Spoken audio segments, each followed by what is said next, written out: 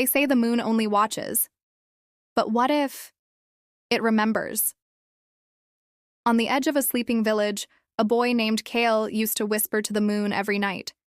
He believed it could hear him. He just didn't know. It listened too closely.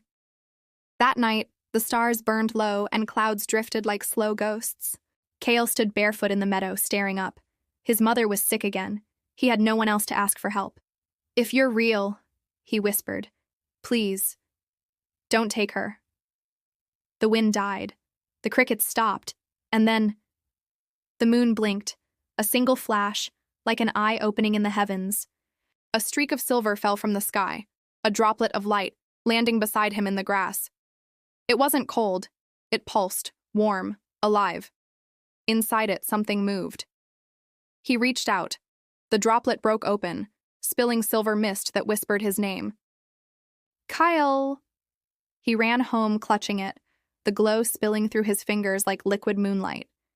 He placed the orb beside his mother's bed. Her breathing steadied. Color returned to her face. Kale cried and thanked the moon until dawn. When the sun rose, the orb dissolved, leaving behind a scar of frost on the floorboards shaped like an eye. That night, he looked up again. The moon was smaller, dimmer, as if something had been taken from it. The village awoke to strange light across the hills. People found droplets too, each healing, blessing, granting. But soon the tides went mad. The rivers rose without reason. Fishermen said the moon no longer controlled the sea.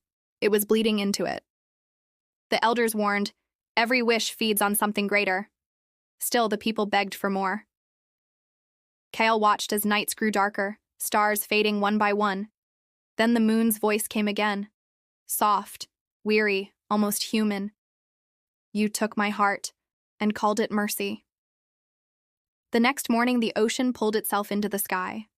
A silver wave rose higher than mountains, carrying whispers of forgotten prayers. Kale understood. Every miracle was a wound. He climbed the cliffs beyond the village, clutching a jar of seawater glowing faintly with moonlight. The wind tore at him. Rocks cut his hands. But above, he could still see her, the dying moon, cracked and bleeding light. "I never wanted this," he cried. "Take it back." The sky answered with silence. Then a single word. "Return." Kyle poured the glowing water into the wind. It rose upward like reversed rain, threading itself back to the moon. The crack sealed. The world sighed in relief. His mother awoke the next morning and smiled, though she didn't remember him.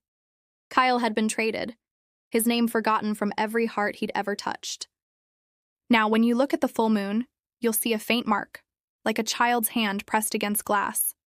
Some nights, when the wind falls silent, it still whispers a name no one recalls. Kyle. Maybe the moon still remembers. Maybe it always did.